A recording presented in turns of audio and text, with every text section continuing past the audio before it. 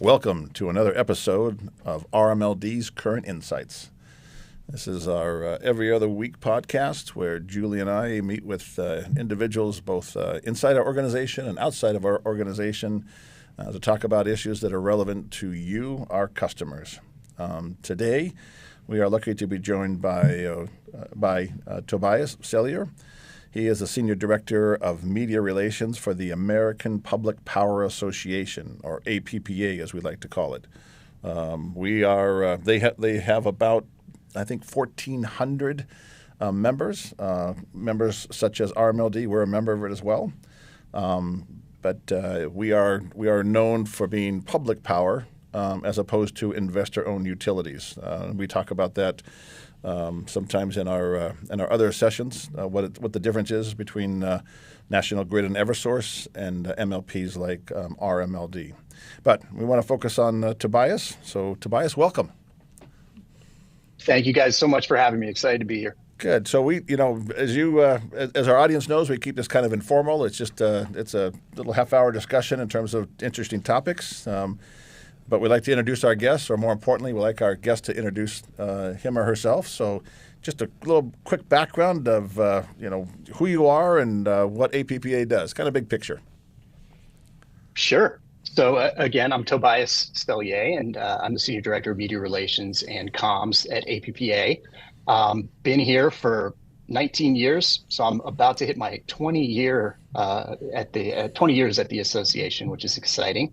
But I've obviously seen a lot of changes over those years in the industry and at the association. But just to back up, APPA itself is the national service organization for public power utilities. So we're based here in Washington, D.C., and we offer a variety of services to public power utilities like RMLD. There are about 2,000 public power utilities in the country.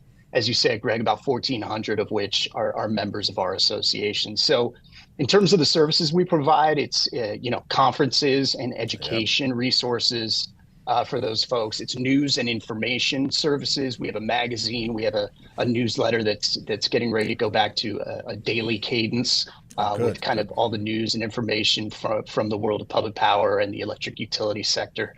And as being, obviously based in Washington, D.C., one of our primary charges is to advocate on behalf of public power before federal policymakers. Yeah. So at APPA, I work on the advocacy team, and I'm the association's primary media relations contact. So I handle, press inquiries and outreach to the press to help tell the public power story and move the ball in terms of our advocacy priorities on behalf of our members like RMLD. And then additionally, my team is responsible for, our website, our social media presence, and various other programs like our awards and our annual Public Power Week celebrations, so things like that. So one of our favorite days. We love our celebration every October. Absolutely. So that's kind of the background there. Hopefully that's good background. Yeah, and I think for everybody to kind of get a sense of what the association does, and it's again, as you mentioned, based in Washington D.C. area, but supporting a lot of us. And while all of us are a little bit different because we're tailored around the communities that we serve, there are a lot of common elements. And Julie and Tobias and I were talking, just for your listeners out there and those who are watching us. We're in the middle of a massive transition in the energy space. Certainly in New England, but on a national basis and in reality on a worldwide basis. And what used to be very regional businesses are now interconnected in ways we had not imagined. But the issues we also face are similar. So, Tobias, just, kind of big picture, some of the, again, from the media relations perspective, but you see the big issues. So, just for our listeners, and we've talked about several of them before, but, from your viewpoint on a national scale, what are some of the big issues that I'll call it the electricity or the electric market, more than just public power, but we'll focus on public power in a minute, and there's a lot of overlap between the two. But what are some of the big issues that we're all trying to figure out? I think one of Yeah, absolutely. So some of the top issues that I'll mention are, responding to climate change and efforts to lower our carbon emissions across the whole sector. And we've done a good job over the years, and we want to continue on that trajectory, And also, as we were talking about before, this is a three-legged stool here. You can't just talk about sustainability without talking about reliability and affordability. Those are the three real tenets of public power that we need to keep in mind as we continue to lower our carbon emissions across the sector. We have to keep power affordable for our customers, and we have to keep the lights on, right? We have to keep that reliability track record up, which is a good track record for public power. Cyber and physical security remain top of mind. In this day and age, unfortunately, for the worst, the electric utility sector is in the crosshairs. It's a target for those who want to do harm to our communities and our country. So that's something that we need to stay on top of. I'll also mention, permitting reform. That's something big that we're looking at right now, making sure that as we move towards some of these new sources of power that are lower carbon emitting, we have the infrastructure in place to move that power, usually from places that are far from population centers, more remote, to those population centers to get bumped down and to serve customers. So those are really kind of the top three. I'd say we have other more niche those are all advocacy priorities. Yeah, and you open up with the key message of in the context of climate change. Our mission remains constant, right? And we basically kind of recasted our mission recently. It's exactly what you talked about, right? First and foremost, reliable. The second element, you guys call it affordability, we call it low cost. And then the third one is non-carbon, which is the compliance obligation that we talk about as well. And so what Massachusetts did a couple of years back is their 2021 climate bill, and for the first time put us as MLPs in Massachusetts with a non-carbon target. So 2030, 2040, 2050. And we're, as you mentioned, like most of the public power, we do very well on all those different counts. But first and foremost, keep the lights on. Let's talk a little about the cybersecurity stuff. One of the things that you guys do is with the conferences and the listservs and the education programs is to continue to educate, help us as your members, right? But us as entities that are serving our customers in terms of protecting our network from cyber attack. And we look at it both, as you mentioned, right, physical as well as cyber. So if you want to just dig a little bit deeper into some of the, maybe on the physical side, we're very careful in terms of what we share in terms of cybersecurity, in terms of how we the defenses we put up, and we constantly do that. But maybe some I want to dig a little bit deeper into it without exposing too much. But I don't know if a couple additional comments on either cyber or physical security. Yeah, so as I said, cyber and physical security are really top priorities for our association. And one thing I'd like to mention, and this is mostly on the cyber side, but it touches a little on physical. So we've had a really long-standing partnership with the Department of Energy that has resulted in some cooperative agreements with them, which are essentially grants for us to help our members help themselves on predominantly the cybersecurity front. So, through this partnership, we've rolled out a lot of things for our members, a scorecard that can really help them benchmark themselves and find areas for improvement. We've done a lot of, as you said, training and exercise opportunities. I think exercising is one thing that is really huge on both the cyber and physical side, whether it's in a community or at the state level, kind of running through some of these scenarios, during blue sky times, so that when, that stuff does happen, who the people are that you should be communicating with, whether it's your state folks or your local law enforcement or whatever the case may be, to kind of drill these things to work on them. So we've helped out with some of that. Through our grants, we've also been able to offer things like on-site assessments, to send some of our industry partners on site with some utilities to help them look at their cyber posture and see how they can potentially improve it. And then lastly, I'll highlight that, we've rolled out a lot of things like guides, playbooks, and various reports that really do highlight best practices. And I'll note that I just heard in a meeting earlier today that we're getting ready to roll out an updated version of our physical security guidebook. So that will offer, a lot of tips for public power utilities on how to secure their assets and be as safe as possible. I think the point you brought up, Greg, is a great one in that, it's something that public power utilities don't want to talk about a whole lot for obvious reasons. Like, You don't want to be saying, hey, we're really good at this, but not so good over here. Like, why would you want to paint, a target Exactly on right. certain aspects? But it's a story we're challenged to tell, because I think public power utilities generally do a good job of it. But something that people don't really know is that, across the country, there's something like 50,000 substations, right? Right. How do we do a good job of securing all of those? We cannot afford to Fort Knox each one of them, Nope. right? We need to take kind of what we call a defense in depth approach. We look at what assets those substations are serving, what would unfortunately be the best targets and things that we need to secure, and we invest accordingly in a smart and targeted and surgical way to make sure that we can secure those assets first and foremost. Yeah, I think exactly right, and we take that very seriously. Both from a physical perspective, but also from a cyber perspective. And the cyber perspective, we literally 24 hours a day, somebody's trying to get into our network, and Yep. so it's a constant battle. Our IT guys think it's kind of an interesting puzzle to fix. So we are pleased that they have passion to say, hey, I can play this game. It's not. It's I say game. It's a serious game, right? We take it very seriously. But Yep. We want, as you know from all the different people you talk to, but it's important that at our organization that we have people that are passionate about the different elements of the utility that they work on. You mentioned. And I think another critical piece is ahead. information sharing, right? Like, utilities should not be afraid to say, hey, we're seeing this kind of a threat on our network, and share it up through industry partners and to our government partners to be able to identify these threats and quickly share actionable information across the industry, so that we can all be on the same team on this. I think that's a critical component. And on that sharing also, you guys are in D.C. and there's several agencies that we're plugged into on a national level, based out of D.C. that constant updates in terms of threats and things to be aware of and holes to patch and all that kind of stuff. So a lot of sharing that gets done internally. But you're right about that, and that goes back to your comment about public power it's a team effort, right? It's not we all have our territories that we work in and we're willing to share.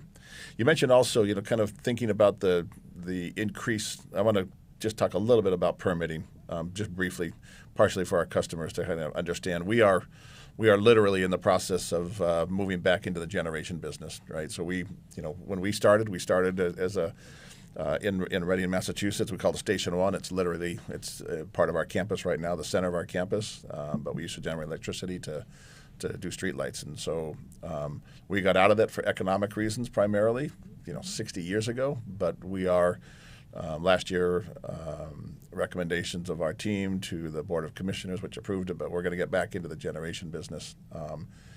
But that requires land, that requires permits, all that kind of stuff. So, just talk a little bit about, and we're not unique, right? There are a lot of other in our New England region, but how you put more it's distributed generation, right? As opposed to being big centralized stuff, it's much more distributed. But just talk about a little bit about some of the things that you guys are doing. Just quick nutshell, because we got a lot of stuff to cover. But just things that you guys are doing at APPA to help us on the permitting, so our customers know. Yeah, absolutely. I think most of it comes down to us looking to our federal policymakers to really streamline the rules for permitting and siting. Yeah.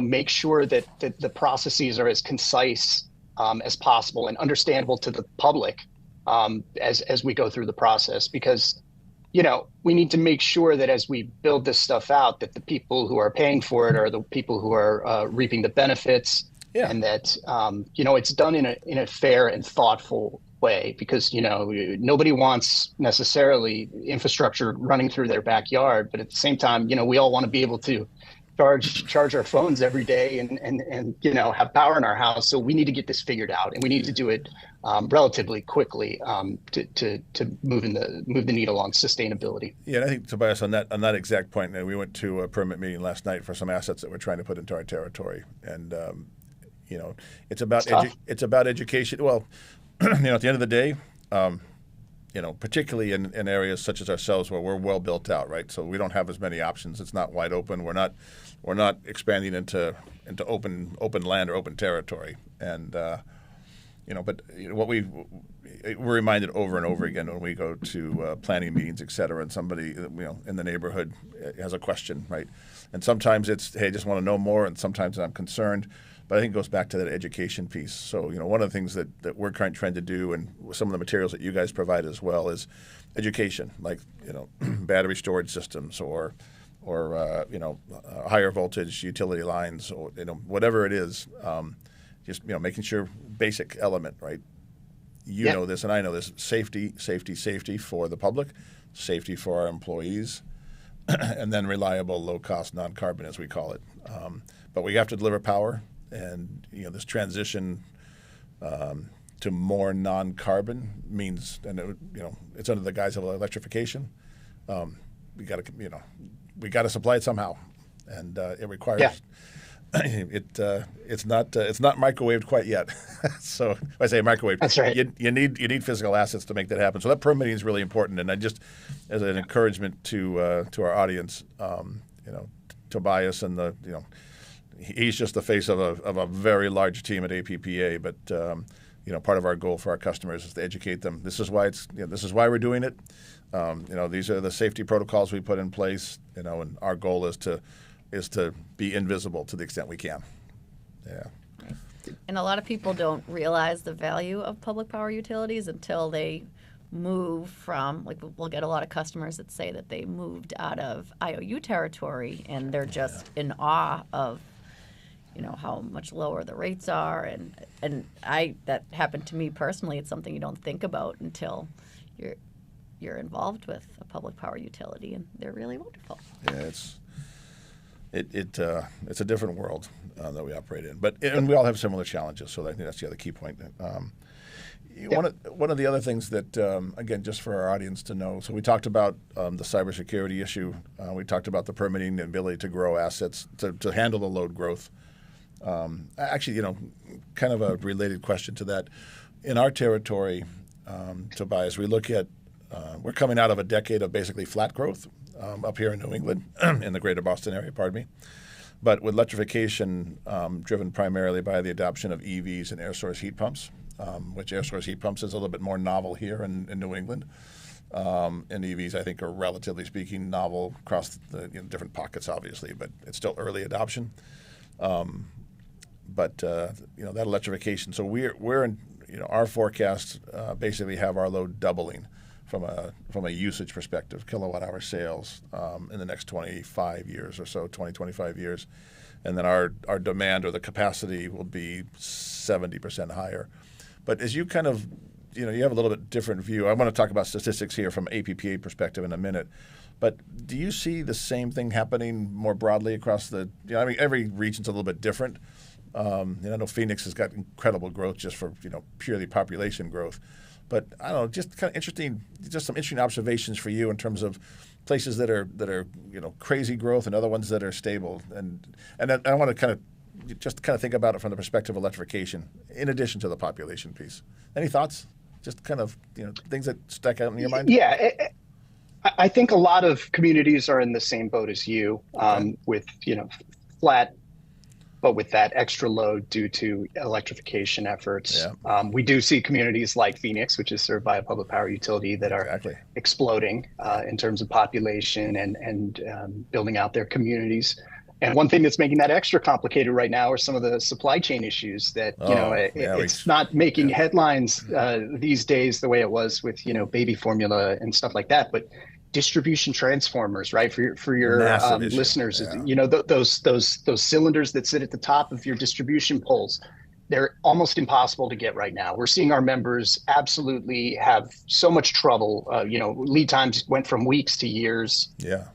They've had to slow and stop some of the build out in these communities. Yeah. They've had to kind of slow down refurbishing projects. Replacement programs, same thing for us, exactly right. Maintenance, yes, exactly. Yeah. So that has been an extra wrinkle. You add electrification and then distribution transformer shortages and. Yeah. We've seen a lot of problems, and that's another one of the priority issues for us right now is getting our arms around the supply chain issues and trying to get our federal partners to take more action there. Yeah. Do you see on a legislative, just kind of extending that thought, a lot of the transition and change that we're seeing right now is driven by legislative and regulatory changes. Like in Massachusetts, for us, it's that 2021 climate bill. And that as we called it back, it's almost 3 years ago, 2.5 years ago. But it was a seismic change to us, and we had a sense of what it meant when we first looked at it. We were part of it. We had again through APPA and through our efforts locally, et cetera. We had the ability to influence it somewhat. But so the question is, do you see, from your view, any significant either tightening of the regulatory targets or softening or maybe staying the same? I mean, it's a big question because it has a huge impact in terms of how we think about it. Just so not to put you too much on the spot, our view is that we don't see them softening. They'll either be where they are or they'll tighten. You got a bigger view. So how do you kind of see that thought, that question? Yeah. I could get over my skis real quick in this area. Both of us can. Yeah, so go ahead. Yeah. But in my opinion, what public power wants to see is regulatory and legislative certainty. Right. In our business, we are building out things that have a 30-year or more useful life that we need to finance, right? That our customers end up paying for. We cannot have the rules change every few years and get people stuck with a generating asset that gets legislated or regulated out, and it's only half paid for. Right? Yeah. Correct.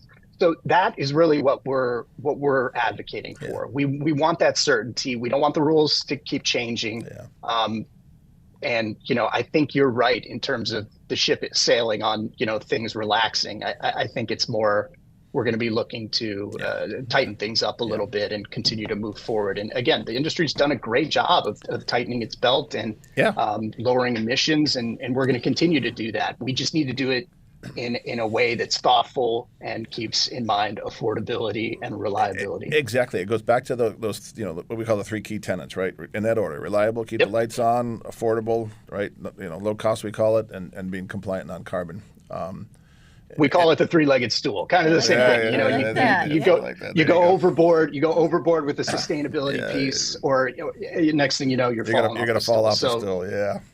Well, exactly. It's important that our customers, the audience here understands, the driver. There's always technological change and trying to make things more efficient and et cetera. But sometimes internally we call this a moonshot, right? We don't know how to get to double it. And as you say, investments we're making now, they better be functioning 30 years from now or 40 years from now. And we've got substations that we continue to maintain that are 40 years old. We're getting ready to replace those substations, but those decisions were made 40 years ago. And so that's stability of it. So we look at that too.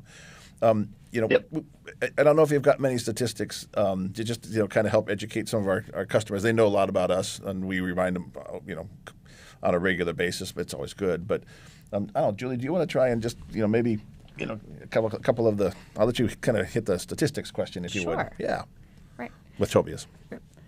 So outside of major adverse events like severe weather events, customers of a public power utility are likely to be without power for less time, and that's 76 minutes a year compared to 138 minutes a year for customers of private utilities.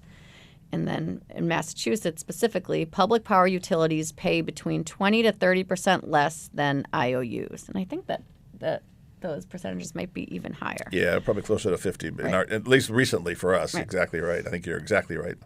Yep. So in light of those stats, what are some of the reasons why public power utilities are considered to be more reliable than IOUs? I think there are a lot of factors, but I think one of the primary ones is that, public power utilities are specifically in the business of serving their friends and neighbors, right? Exactly right. Their line workers typically live in the community. They know the system. They can move quickly to address issues. They're extra motivated to address those issues because, as I said, it's my their mom's friends and house. Neighbors. Right. Or somebody you go to church with, or somebody you're going to see, at the baseball game on Saturday. Yep. Community. So that's a unique motivation that I think goes a long way toward reliability. And I think it's also, we should also note that public power utilities, not having a profit motivation, the same as investor-owned utilities, in terms of having to pay out shareholders, they are more likely to invest in their systems to keep them up to date, to keep them safe, to keep them reliable, and to invest in technology that can help on the reliability side as well. And even less ground to cover too. If there's a storm, it's a smaller service area than some of the larger ones. That's true. That's a good. I think the closeness. Tobias, that profit motivation. So what we explained. I assume this is pretty universal, but we call ourselves not for profit. So we're not a nonprofit. Right. And the reason why we try and make that distinction, we do try and earn a return. And there's it's in the low percentages, like typically less than 8%, but all of that goes back into the infrastructure, right? It is intentionally structured so that becomes part of the capital budget for the following year or years. We have a long horizon, but I assume that concept is pretty universal across all the public power. Yes, that there is a profit. Yeah, that is the profit. But we don't call it profit; we call it net income. But it's back into the business. It doesn't get okay. Yeah. Yep, that's exactly right. Yeah, I always say not for profit when I'm talking about public power utilities, and I think that's true. And I think it's important to note that doesn't mean that they're not trying to run a good and sound business. We actually do, right? I mean, that's exactly. You want that bottom line to look good so that you can reinvest in your system or keep the money in the community. And I think that is a big differentiator with investor-owned utilities. Good. Keep going. Yep. So just more on that, the economic benefits. So can you give more examples of the economic benefits of public power utilities versus the IOU counterparts? Sure. In addition to kind of some of the things we talked about, a lot of utilities also give back to their local communities in what we call pilot payments, payments in lieu of taxes that go back into the community. Mm-hmm. So that's another common vehicle for reinvestment of any extra money that comes into the utility. And then I also always think about line workers putting up holiday decorations. That's always my visual image when I talk about the in-kind ways that public power gives back to their communities. And I think that's great. And that's always a picture that I have in my head. And then I think outside of the economic benefits, it's really important to note that public power utilities are super active in their communities in other ways, right? We talked a little bit about promoting conservation, electrical safety, energy education. And I know that's something that RMLD is really active in and does an awesome job at. Yeah, we have a lineman who is a guest at a library story time in a couple of days. So that's right. I'm very excited about that. Yeah. Love that. Identify the next generation of public power workforce, right? Right. Exactly. And on that note, our utility, while we're in New England, our mix is about a third boomers, a third millennial, and a third X. So we've got a very aggressive intern co-op program, and awesome. And we're actually now with help from Julie and our HR team, we're actually reaching into the high schools as well. So it's partly education, but it's partly, hey, this is a fascinating industry to be in right now. Absolutely. And I think when people think about jobs with public power utilities or electric utilities in general, you always default to the line worker, right? But people don't know that there are a lot of awesome jobs to get into, whether it's, Julie working communications, doing communications, or, on the engineering and operations side, or, there's just so many environmental studies and stuff like that. There's so many different jobs aside from, the line workers, which are great and they're super important. But and even during storms, so we did a little internal presentation because you think when there's a power outage, you think mostly of the line workers who are obviously critical, but there's a team of engineers, there's the dispatch team, there's customer service. So it's really all stock team.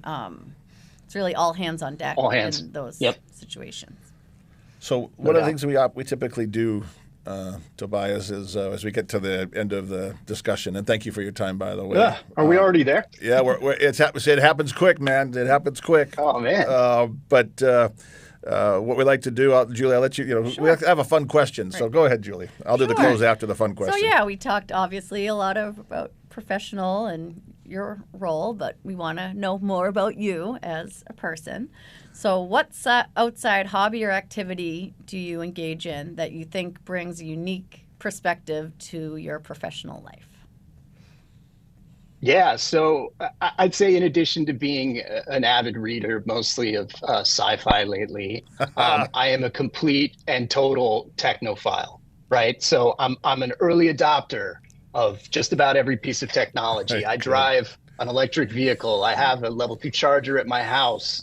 I was like one of the first people in the world to get a Nest thermostat Oh my back in, goodness. I Yep. guess, like 2011. Yeah, Like way I was back. tracking that before it came out. Yeah. And so I was so early on that actually the Nest people sent somebody to my house to actually install it. And I was geeking out about, the efficiency and like building Excel spreadsheets, looking at like the savings and stuff like that. Um, but yeah, other than that, just all types of consumer tech. I'm the person who's walking around his house talking to Siri Of and course. Alexa. I guess Yep. I shouldn't say those out loud, but Talking to the computer. turning lights, turning lights on and off and doing stuff like that. So relating that back to my line of work and being connected to the electric utility industry, I think it really does give me kind of a unique perspective as a utility power user, so to speak. And I think it really does help the work that I do on behalf of public power. That's great. Tobias, again, thank you so very, very much for being with us today. It's fun. We greatly appreciate the work that not only you do at APPA, but we interact with APPA a lot. But just express our many thanks to the whole team. Again, like Julie mentioned, right? There's the front-facing people, but there's a whole team behind the organization. So we greatly appreciate it. And for those of you customers that continue to listen in on our podcast, we thank you for being here. And as you know, right, questions can be directed. Julie has what's the email address? Podcast@rmld.com. Podcast@rmld.com. And we would love it if you would share a link or let people know that they should check in. We get better and better every time. Tobias, thank you so very much. Thank you. Thank you guys for having me. Appreciate it.